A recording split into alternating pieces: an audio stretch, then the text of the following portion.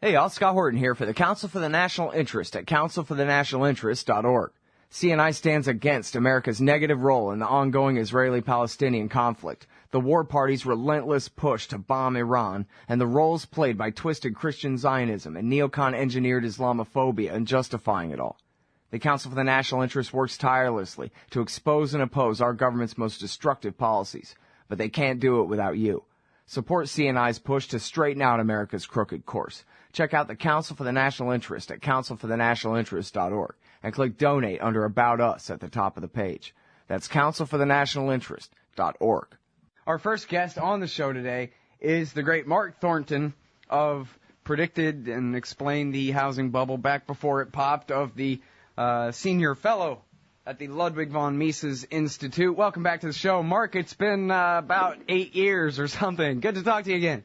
Yes, Scott, it's great to be back on the show. It's been too long. Yeah, I have no idea why it's been so long. I'm just terrible. But very good to talk to you again. I will highly recommend that people go back to the archives and check out your great interviews about Star Wars and how a measly little trade dispute with the local tax enforcement cartel arrangement led to the galactic civil war and trillions of dead and the rise of the dark evil empire. So anyway, yeah. Great stuff there, all at scotthorton.org, Mark Thornton's previous interviews. So, listen, the reason I brought you on is I was hoping you could teach me and those listening all about what's going on in Cyprus, for starters here. A few different issues. I want to ask you about Texas and Germany repatriating their gold and a couple other things. But first of all, can you explain what's going on with... Well, first of all, Cyprus is a little island in the Mediterranean Sea, right? Why are all the people there getting ripped off? What's happening? Well, it's a very small place, but they have a lot of money apparently there, at least on the books. And basically what you're seeing is fractional reserve banking taking its first steps down the road to its death. And basically, you know, everybody needs to know that when they put money in banks, their money isn't in the bank. They've given that money to somebody else. And this is just the leaking out of this problem, this inherent problem of fractional reserve banking, and it's been exposed for really the first time in a major way in Cyprus, but it's also going on in Greece and Italy and Spain and Portugal and other places around the world. And, you know, the idea of Cyprus was they're going to back the guaranteed accounts with this huge European bailout. But the money isn't there, and a lot of people in Cyprus and a lot of foreigners, particularly Russians, are going to lose a lot of their money because of the problems of fractional reserve banking. Well, and now, how unexpected was this? I actually read a thing in the Atlantic saying that this is actually, you know, a fairer deal than, as far as, the problem of fractional reserve banking, all that understood, I guess. But just with the situation where it is, really, this is what's supposed to happen, that the investors, the shareholders, the debt holders, and ultimately the customers are responsible for making bad business decisions, like putting their money in these banks that weren't trustworthy, something like that. And it's better than, just socializing the cost onto everybody who didn't make the bad decision necessarily. What do you think about that? That is true. The Europeans have created a lot of chaos in this bailout scenario, and what they've essentially moved to is from a position of austerity where the wrong guys are hurt.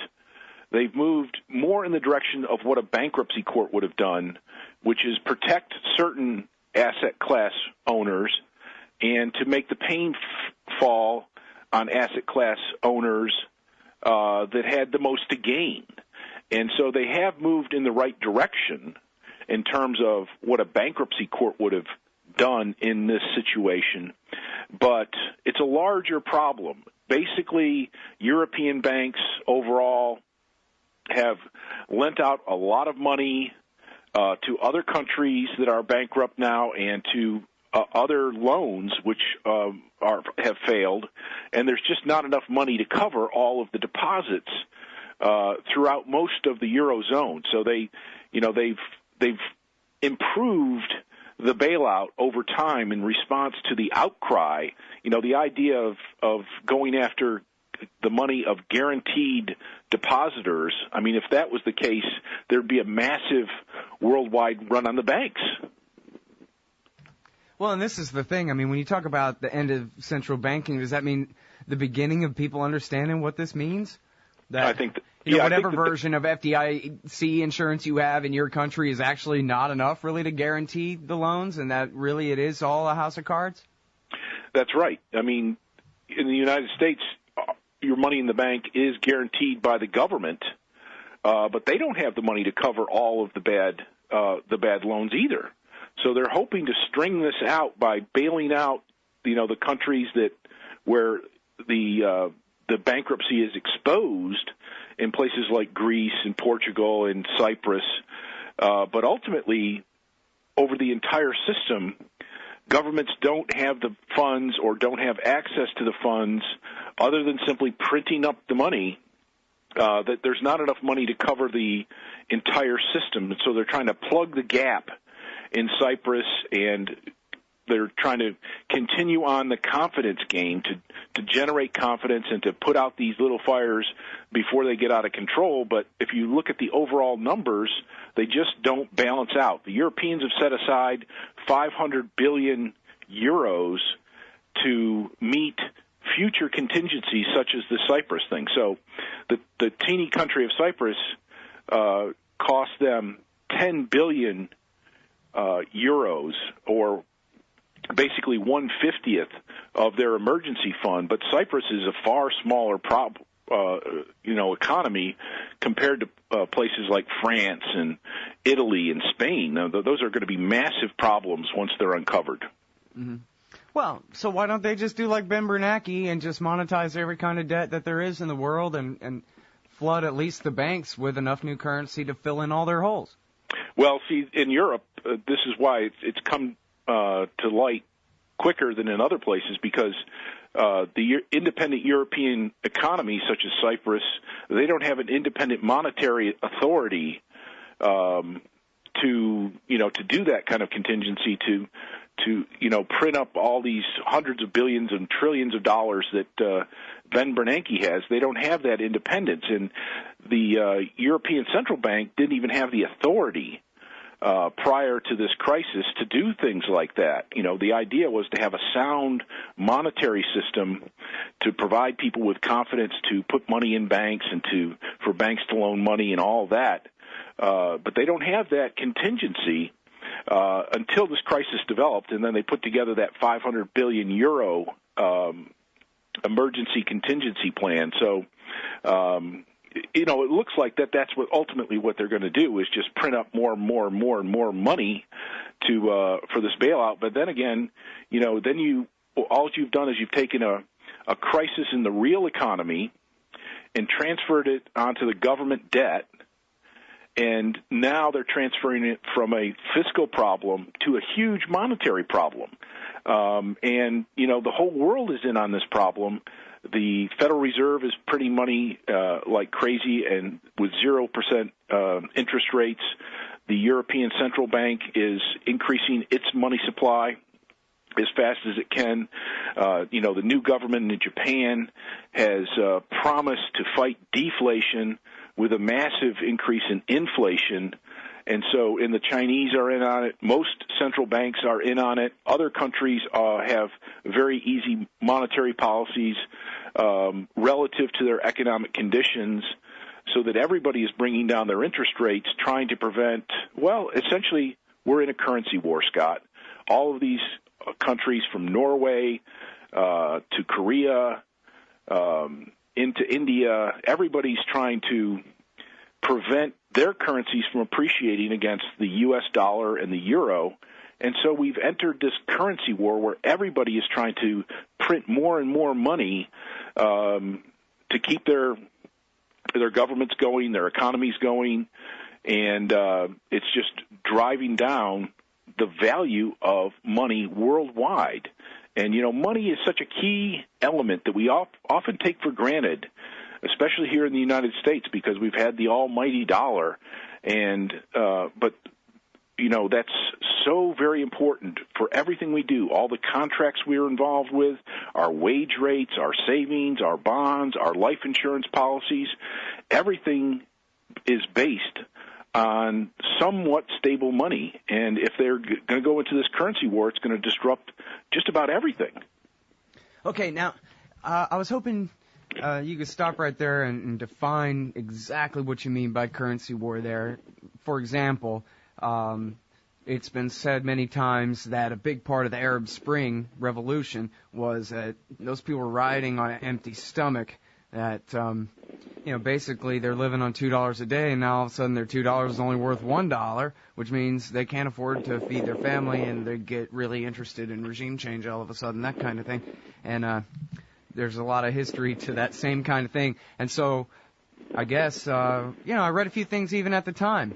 Back in 2011, where I think even in the Wall Street Journal they were saying, this is actually partly because of our monetary policy, because when we inflate the governments of Tunisia, Egypt, and everywhere else, they have to inflate too in order to prevent the throwing off of the trade balances. And so is that exactly what you mean? Like that counts as currency war? Because I guess I could imagine like a war of currencies where they're really trying to destroy each other rather than trying to just keep from being destroyed as the Americans do what they're doing. Or you understand what I mean? And really, you can tell I don't know what the hell I'm talking about, so that's why I asked such a general, confused question like that. No, Scott, I think you had it pretty much right. The U.S. Federal Reserve Bank is increasing the money supply, trying to drive down the value of our dollar. Now, I'm not going to get into the technical details, but basically when we drive the value of our dollar down, it makes it easier for us to export goods to other countries, and it makes it harder for other countries to export goods into the U.S. The result, the idea here is to create more jobs in the export industries. Companies like General Electric and Caterpillar and things like that, they export a lot of goods overseas. And so Ben Bernanke is hoping that by driving down the value of the dollar, they'll increase jobs in the export industries of the United States and export more goods out, employing more people. But when other countries like the European Union or China see that, well, that hurts them. It hurts their ability to export to the U.S. And so they inflate their money supplies to keep the value of the euro relatively the same as to the United States, and likewise the Chinese currency to the U.S. dollar. And so they're just trying to keep up with us.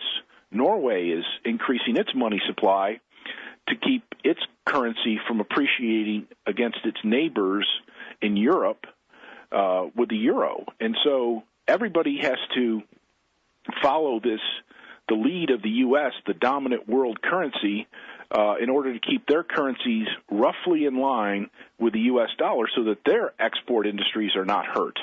And so that's what's involved with the currency war. Now, of course, that causes all sorts of tensions. And as we saw in Cyprus, the northern European economies, which tend to, like Germany, tend to dominate European policy, there was an article in the Wall Street Journal today that said that this deal in Cyprus does preserve the euro, but it sows the mistrust between the countries that are the haves and the countries that are the have-nots. And so the whole European Union is now more fragile as a result of this problem. And currency wars tend to generate this mistrust, the opposition to other countries, and historically, currency wars can lead to actual wars themselves. And so, as I said before, people take money for granted. They think it's always the same because it looks the same. But, changes in monetary policy, such as the outrageous policies of Ben Bernanke, can do all sorts of things. And so, yes, it can have an impact on countries like Egypt, where the governments there felt that we've got to inflate our money supply to pay for the government and to keep our currency in line with the euro, to keep our currency in line with the U.S. dollar. And so all of a sudden, the laborers in those countries, their wages now are providing less and less in terms of the goods and services that they can provide. And so it can get down to the point where, people don't have enough money from their wages or their ability to work to pay for food and the basic necessities of things. And when people go hungry, they get angry.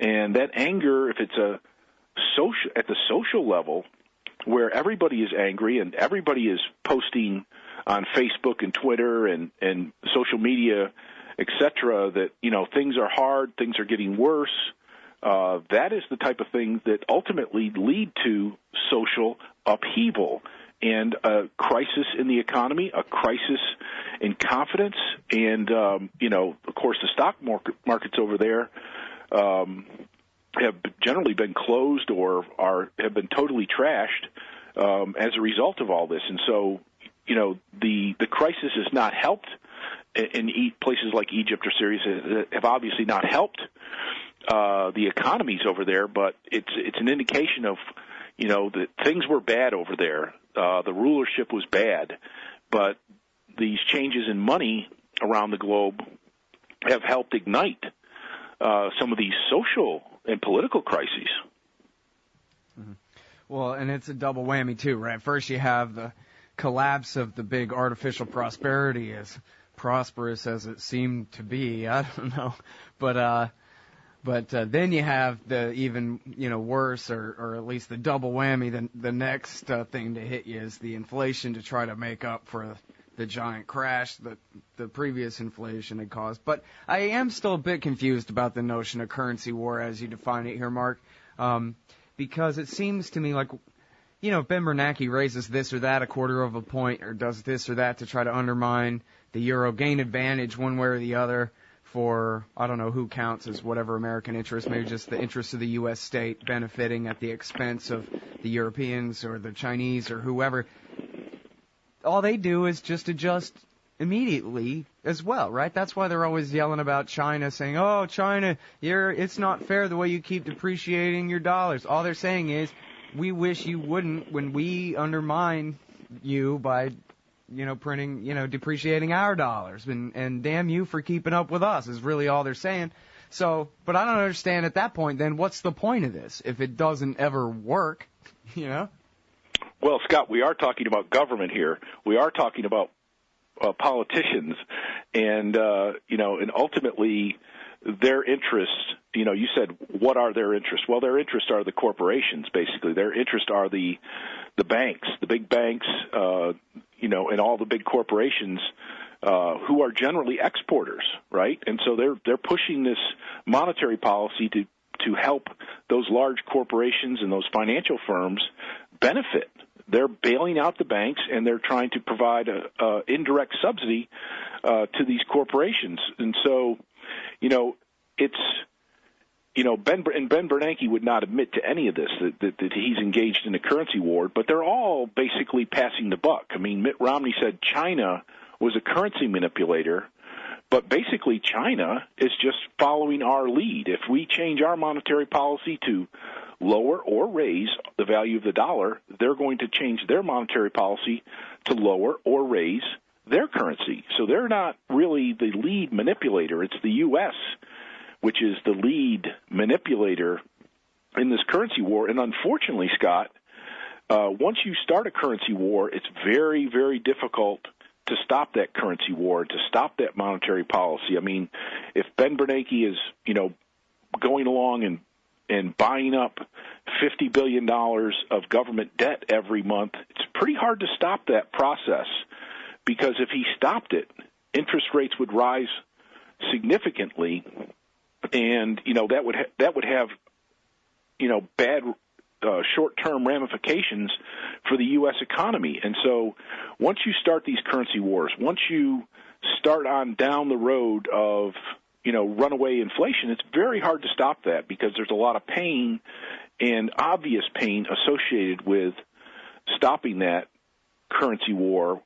But stopping that currency war is in the general interest of society over the long term. But in the short term, yes, there's going to be a lot of pain. So, like any kind of war, whether it's the drug war, the currency wars, or actual wars, stopping them is very hard, and it takes responsible people to stand up and make that happen.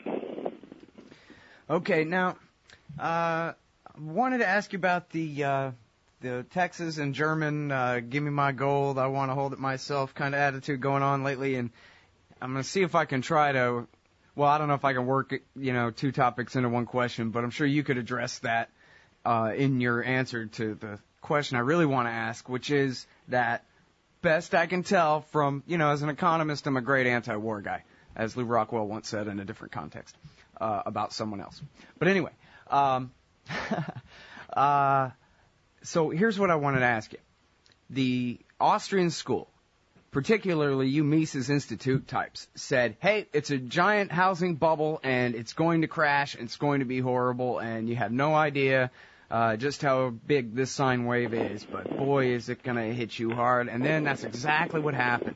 And people said, you know what, those Austrians are geniuses. Maybe that theory of money and credit thing is right, and the business cycle is actually the government paper money cycle, and that's what causes our boom and bust and our terrible dislocation. Why, after all, would so many businessmen make so many bad bets at the same time, right? I'm trying to skip that part real quick here, right, to get to the good part, which is, but then y'all said, correct me if I'm wrong, please, that oh, no, you're creating so much new money. We're going to have massive inflation, and people are going to be completely wiped out by the giant inflation that you're creating to bail out all your buddies, the banks who made all the bad debts and otherwise would have had to suffer that economic correction. And it seems that has not happened. So how come you're so right on the bubble and yet not at least completely right? I mean, everybody's going to the grocery store, and we know it's hard to go to the grocery store these days. It's harder and harder, but it's not quite, I don't think, what we were hearing out of Mises quarters, which were red alerts about Weimar Germany level hyperinflation and things like that. And I said in the beginning of this question, I'm like ignorant. I'm probably overstating the case in my question, but anyway, please go ahead and address that. If you Well, everybody can go to mises.org and get a free subscription to our daily articles, where we provide daily analysis of the economy and other issues, policy issues that are relevant for just about everybody. And of course, everybody, not just Austrian economists, but all economists believe in the quantity theory of money, that if you increase the supply of money, prices are going to rise. However, it's only the Austrian economists that disaggregate this phenomenon and show that it depends on how the money is put into the economy, and that will ultimately determine where prices go up the most. And so, for typical things, the prices have risen, and they've risen at a pretty good pace. The old definition of the consumer price index was up about 7% last year, which is pretty high historically. And if we look at disaggregating inflation and not looking just at consumer prices, the Fed only wants to look at consumer prices minus gasoline and food. Well, gasoline and food is where prices have gone up the most, but gold has gone up $1,000 an ounce during this crisis. Commodity prices have gone up. The producer price index is extremely high right now. And, if you look at the fat cat bankers in New York, well, Manhattan real estate prices are really high. Leasing rates are at all-time highs. Contemporary art markets and the auctions in New York City, all-time highs, high prices. And so if we look at these other areas of oil prices and things of that nature, what we see is that the prices have risen significantly in these wholesale markets, and now we're seeing, producer prices rise significantly, and gold prices and oil prices have risen significantly. And so prices have risen, and even, if you go to the grocery store, that prices have risen. It's just that the one government statistic where they claim to be reporting the effect of inflation on the economy, that has not risen very much. But, of course, in the future it may. I saw this thing on TV. They said housing prices are going up, and it's wonderful, and it's an economic recovery. And by the way, more homeless than ever, and more unoccupied houses than ever. Millions, I think, tens of millions of unoccupied homes in America, and yet prices are going up. Is that all just a perversion of this monetary policy, Mark?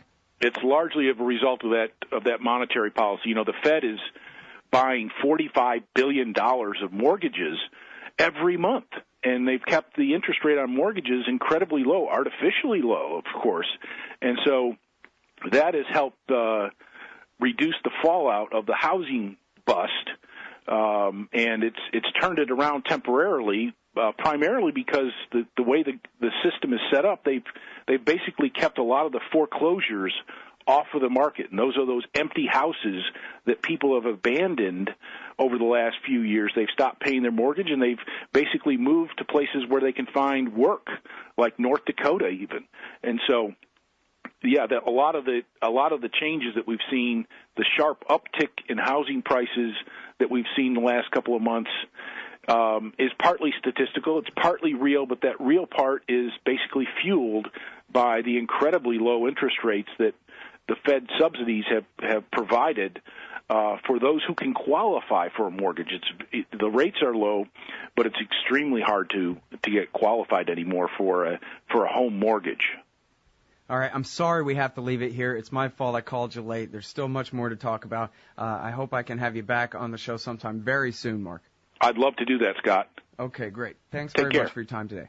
Bye-bye. All right, everybody, that is the great Mark Thornton. He is on the record, for real, predicted, not really just predicted, but explained all along, too. Big housing bubble, big crash coming over there at Mises.org. That's no lie. Go look it up yourself. He is a senior fellow at the Ludwig von Mises Institute. That's Mises.org. And we're going to be right back after this. Hey, y'all, Scott here. First of all, thanks to the show's sponsors and donors who make it possible for me to do this. Secondly, I need more sponsors and more donors if the show is to continue. ScottHorton.org/donate has all the links to use PayPal, Give.org, Google Wallet, WePay.com, and even Bitcoins to make a donation in any amount. You can also sign up for monthly donations of small and medium-sized amounts through PayPal and Give.org. Again, that's ScottHorton.org/donate for all the links. To advertise on the site or the show, email me, Scott@ScottHorton.org. And thanks. Man, you need some Liberty stickers for the back of your truck. At LibertyStickers.com, they've got great state hate, like Pearl Harbor was an inside job. The Democrats want your guns. U.S. Army, die for Israel. Police brutality, not just for black people anymore. And government school, why you and your kids are so stupid. Check out these and 1,000 other great ones at LibertyStickers.com. And of course, they'll take care of all your custom printing for your band or your business at TheBumperSticker.com. That's LibertyStickers.com. Everyone else's stickers suck. Hey, y'all, Scott Horton here, inviting you to check out WallStreetWindow.com. It's a financial blog written by former hedge fund manager Mike Swanson, who's investing in commodities, mining stocks, and European markets. Wall Street Window is unique in that Mike shows people what he's really investing in and updates you when he buys or sells in his main account. Mike thinks his positions are going to go up because of all the money the Federal Reserve is printing to finance the deficit. See what happens at WallStreetWindow.com. And Mike's got a great new book coming out, so also keep your eye on writerMichaelSwanson.com for more details. Hey y'all, Scott here. Like I told you before, the Future Freedom Foundation at FFF.org represents the best of the libertarian movement. Led by the fearless Jacob Hornberger, FFF writers James Bovard, Sheldon Richman, Wendy McElroy, Anthony Gregory, and many more write the op-eds and the books, host the events, and give the speeches that are changing our world for the better. Help support the Future Freedom Foundation. Subscribe to their magazine, The Future of Freedom. Or to contribute, just look for the big red donate button at the top of FFF.org. Peace and freedom. Thank you.